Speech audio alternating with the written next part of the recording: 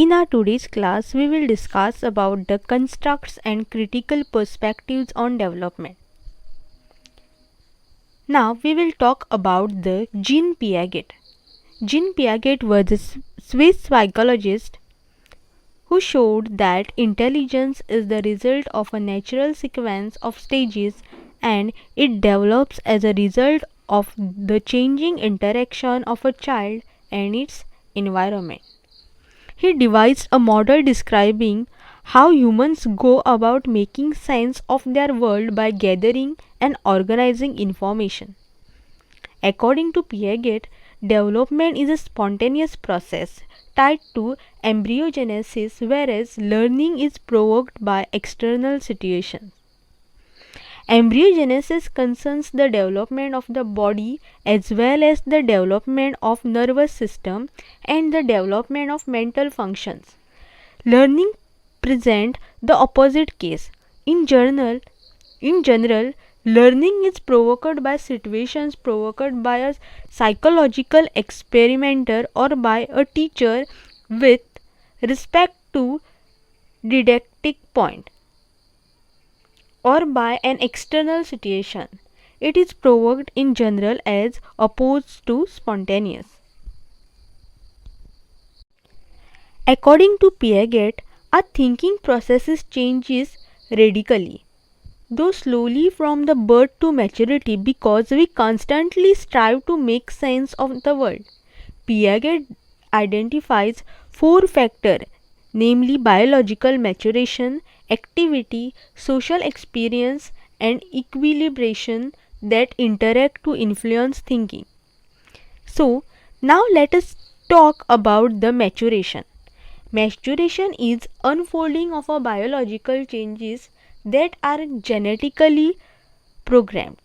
Parents and teachers have little influence on this aspect of cognitive development, except to certain that children get nourishment and care they need to be healthy. Second, activity. With maturation comes the increasing ability to act on the environment and learn from it. For example, when a young child's coordination is reasonably developed, the child may discover principles about balance by experimenting with a seesaw. Thus, child acts on environment as it explores, tests, observes, and eventually organizes information. Third is social transmission. The process of development also involves interaction with the people around us. According to Piaget, our cognitive development is influenced by social transmission or learning from others. The amount people can learn from social transmission varies according to their stage of cognitive development. Fourth one is equilibration. The actual changes in thinking take place through the process of equilibration, the act of searching for balance. Briefly, the process of equilibration works like this. If we apply a particular scheme to an event or situation and the scheme works, then equilibrium exists. If the scheme does not produce a satisfying result, the disequilibrium exists and we become uncomfortable. This motivates us to keep searching for a solution through assimilation and accommodation, and thus our thinking changes and moves ahead. Invariant functions of thinking. According to Piaget, all species inherit two invariant functions: organization and adaptation. Organization. We are born with propensity to organize our thinking process into psychological structures. These structures are our system for understanding the world. These are called schemes. Simple structures are continually combined and coordinated to become more sophisticated and thus more effective. For example, very young infant can either look at an object or grasp it when it comes in their hands. They cannot coordinate looking at the grasping at the same time. As they develop, however, infants organize these two separate behavioral structure into a coordinated higher level structure of looking at, reaching for, and grasping the object. In Piaget's theory, schemes are the basic building blocks of thinking. Schemes may be very small or specific. For example, the sucking through a straw scheme, or the recognizing a flower scheme, or they may be larger or more general, the drinking scheme, or the categorizing plant scheme. As a person's thinking process becomes more organized and new schemes develop, behavior also becomes more sophisticated and better suited to the environment. Talking about adaptation, people also inherit the tendency to adapt to their environment through two basic complementary processes. One is assimilation and the other one is accommodation. Now, what is assimilation? Assimilation takes place when people use their existing schemes to make the sense of event in their world. Assimilation involves trying to understand something new by fitting it into what we already know. At times, we may have to distort the new information to make it fit. For example, the first time many children see a skunk, they call it kitty. They try to match the new experience with an existing schemes for identifying animals. Assimilation is like adding air into a balloons. You just keep blowing it up and it gets bigger and bigger. For example, a 2-year-old child's schema of a tree is green and has a bark. And over a time, the child adds more information that some trees lose their leaves, some trees have names, there is a maple or a Christmas tree, etc. etc. Let's speak about accommodation. Accommodation occurs when a person must change existing schemes to respond to a new situation. If data cannot be made to fit any existing schemes, then more appropriate structures must be developed. We adjust our thinking to fit the new information instead of adjusting information to fit our thinking. For example, children demonstrate accommodation when they add the schemes for recognizing skunks to their other systems for identifying animals. For example, all dogs are thought to be black, and if a child's pet dog is a black, seeing a white dog needs the schema to be changed. Piaget's 4 stages of cognitive development. First one is sensory motor stage. Second one is pre-operational stage. Third one is concrete operational stage, and the last one is formal operational stage. Now, discussing about the sensory motor stage. This period is called the sensory motor stage because the child's thinking involves seeing, hearing, moving, touching, tasting, and so on. During this period, the infant develops object permanence and the understanding that objects exist in the environment whether the baby perceives them or not. At most, parents discover before infant develop object permanence, it is relatively easy to take something away from them. The trick is to distract them and remove the object while they are not looking. Out of sight, out of mind. The older infant who searches for a ball that had rolled out of a sight is indicating an understanding that objects still exist even when they are not in view. This period is also marks the beginning of a goal-directed action. For example, the container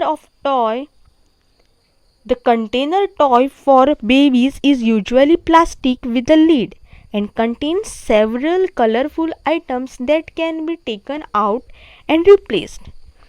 A 6-month-old baby is likely to become frustrated trying to get the toys inside. An older child who has mastered the basics of the sensory motor stage will probably be able to deal with the toy in an orderly fashion by building a container toy scheme.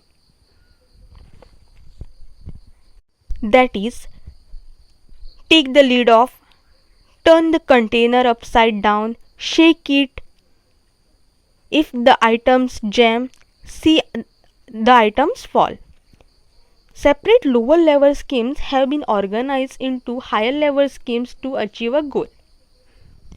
The child is soon able to reverse this action by refilling a container. Learning to reverse actions is a basic accomplishment of sensory motor stage, but learning to imagine the reverse of a sequence of actions takes much longer. The pre-operational stage, which is between 2 to 7 years. It is also known as early childhood to the early elementary years. The ability to form and use symbols, words, gestures, signs, images, and so on is a major accomplishment of the pre-operational period and moves children closer to the mastering the mental operation of the stages. This ability to work with symbols such as using a word, fish, or a picture of a fish to represent the real fish that is not actually present is called semiotic function or semiotic function. The child's earliest use of symbol is in pretending or miming. Children who are not yet able to talk will often use action symbols, pretending to drink from an empty cup or touching a comb to their hair, showing that they know what each object is for. This behavior also shows that their schemes are becoming more general and less tied to specific action. The eating scheme, for example, may be used in playing house. During the pre-operational stage, we also see the rapid development of that very important symbol language. Between the age 2 and 4, most children enlarge their vocabulary from about 200 to 2000 words. The concrete operational stage. It is also known as later elementary to the middle school years. Here the age of the child is from 7 years to 11 years. Piaget called the concrete operations the stage of hands-on thinking. The basic characteristics of this stage are recognition of a logical stability of the physical world, the realization that elements can be changed or transformed and still conserve many of their original characteristics, and the understanding that these changes can be reversed. According to Piaget, students' ability to solve conservation problems depends on an understanding on the three basic aspects of reasoning, that is identity, compensation, and reversibility. Identity. The child understands identity, that is, he knows that if nothing is added or taken away, the material remains the same. Compensation. With an understanding compensation, the child knows that an apparent change in one direction can be compensated for by a change in another direction. That is, if a liquid rises higher in a glass, the glass must be narrower. Or reversibility.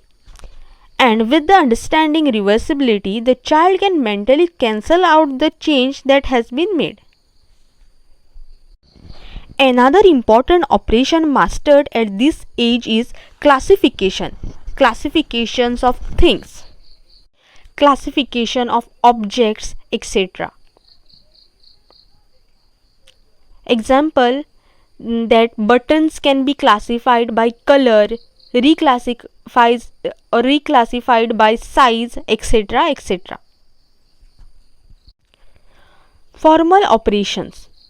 It is also known as junior and senior high. Formal thinking is reversible, internal, and organized in a system of interdependent elements. The focus of thinking shifts, however, from what it is what might be. Ask a young child how life would be different if people did not sleep, and the child might say, people do sleep. In contrast, the adolescent who has mastered formal operation can consider contrary to fact questions. The answering the adolescent demonstrate the hallmark of a formal operation, hypothetical deductive reasoning, meaning the deductive logic becomes important during the formal operational stage. The formal thinker can consider a hypothetical situation, that is, people do not sleep, and reason deductively, that is, from the general assumption to specific implications such as longer work days, more money spent, or energy enlightening, or new entertainment industries. Formal operational thinkers can form hypotheses, set up mental experiments to test them, and isolate or control variable in order to complete a valid test of hypothesis. The ability to solve a problem in a logical and methodological way develops, and children are often able to quickly plan an organized approach to solving a problem.